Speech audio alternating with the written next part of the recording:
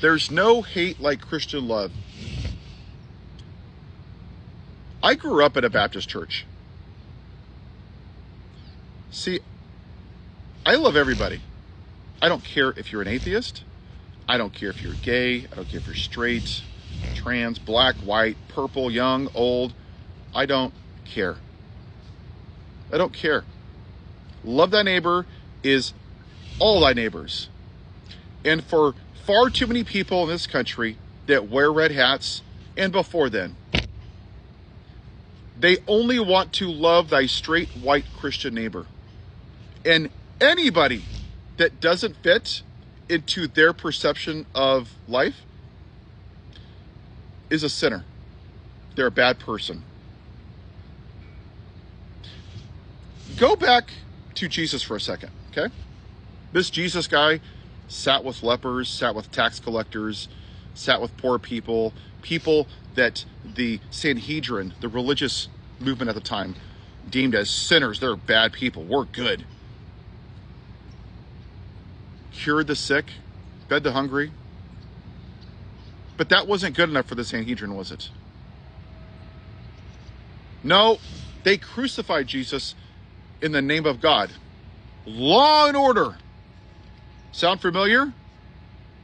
Punishment. If you won't adhere to our religious ideology, we're going to punish you. Sounds a lot like the MAGA movement, because it is. They were given a choice by Pontius Pilate to free this Jesus guy, who was just a radical left socialist who just cared about people, or Barabbas, the insurrectionist who wanted to burn Rome to the ground. Who did they choose? Barabbas. And who did these same religious zealots choose in 16 and 24? Barabbas, an antichrist that wants to burn Rome to the ground, and they don't care if they're inside of it. Because they want to play God. See, in the garden, Adam and Eve were given a choice to eat the fruit. God could have stepped in, and he didn't, did he? He let them choose. He let them make their choice. That's called free will. See, these religious zealots, these red hatters, they don't want free will. They want you to live their narrow, bigoted way of life. Straight white Christian America. That's what they want. And if you don't fit into it, you're a sinner in law and order, and we're going to punish you all. And that's what we're seeing right now. You're a brown person. You're law and order. But if you're white, you can commit felonies. You can abuse women. You can mock disabled people. You can have dinner with white nationalists. You can cheat on your wife. Somehow that's okay, because they're hypocrites. Faith is about what I personally believe. I personally believe in God. That's my faith. Religion is something that you do. You religiously brush your teeth every day. I religiously take a walk every day. People religiously judge people every day that wear red hats.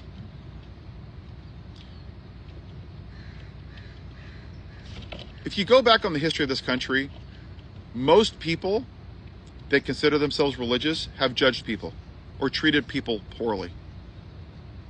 Let's look at the Catholic Church. Where does rosary beads come into the Bible? It doesn't. Where does repeating the Lord's Prayer and repeating this saying and repeating this saying over and over again? It doesn't. Taking a knee before you go up and down the steps? It doesn't. That's religion. It is something that you do. Faith is something that you live.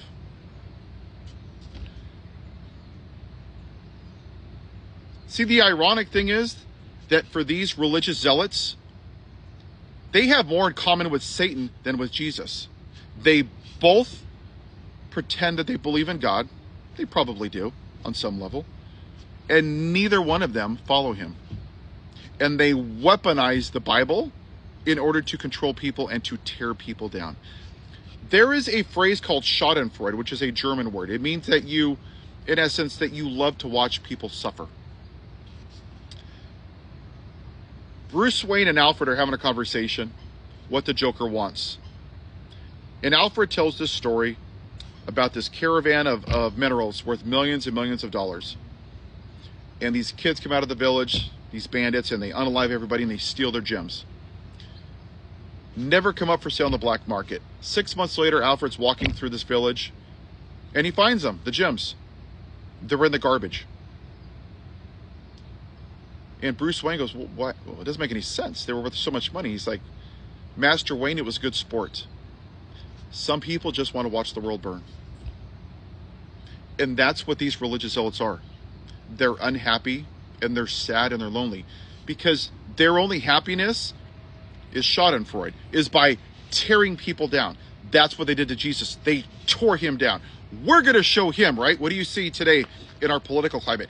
We're going to own the libs, right? We're going to own Antifa. We're going to own George Soros. We're going to punish everybody. Right? Then they claim to be pro-life, okay? They'll protest outside of an abortion clinic every day, right? Because they care so much about life. And you know what's sad? We have over 40,000 people that lose their lives every year to gun violence. And you see those pro-lifers, forced birthers, nowhere. But then you'll see them at a Tesla dealership with their camouflage, these little wannabe alpha males that can't do 10 push-ups, American flags and bald eagles, protesting a Tesla dealership because a couple of medical vehicles got damaged. They'll wake up on a Saturday and protest that. If you're so pro-life, why don't you want to give people universal health care? I'm curious. Why don't you want to fight for people to have a living wage so they're not stuck in poverty? Why did you take away the veterans' health, the mental health, and the autistic treatment in schools by dismantling the Department of Education? Look at Adriana Smith. You forced her body to be an incubator. You don't care if that child gets health care, if it has a living wage, if it's unalived in a school. You don't care if it has a living wage, water, clean air. You don't give a damn about that baby at all because you don't care about life. You care about using religion to judge people and demonize people and tear people down. They're like alcoholics. It doesn't matter how many people they tear down. It's never enough. It never fills the hole. Like this, okay, this is them and this is you. You're happy, you're joyous. They don't know how to be happy, so they want to tear you down. That's what they did to Jesus. They tore him down. There's no hate like Christian love. And you know the ironic part is, some of the most kindest, nicest, compassionate people that I know are atheists. I don't care if you worship a grasshopper. It's your life. Live your life the way that you want. That's what free will is. And for all of you little fake Christians out there that, oh, Jesus saved his little orgy here. Where was God during the Holocaust? Where was God during World War I and World War II? The Hiroshima bomb? Where was he during Parkland and Uvalde and Sandy Hook? Where was he during slavery and Jim Crow and segregation? But he saved your orange man's ear. That is religion. Because you wanted to play God. And you blindly believe anything that you're told because you're sheep. You're not lions. You follow people blindly. You're religious zealots. You know, you're the reason that people don't want to go to church and believe in God. Because you're a piss poor reflection of what Jesus stood for. You are literally antichrists. I hope that helps. Because for them to demonize people that are trans or gay, that somehow that's outside the design of God. What would you call cheating on your wife with a porn star, or being on your third marriage, or causing an insurrection, mocking disabled people, being a convicted felon, tax fraud, lying 30,000 times? Is that outside the design of God? It is.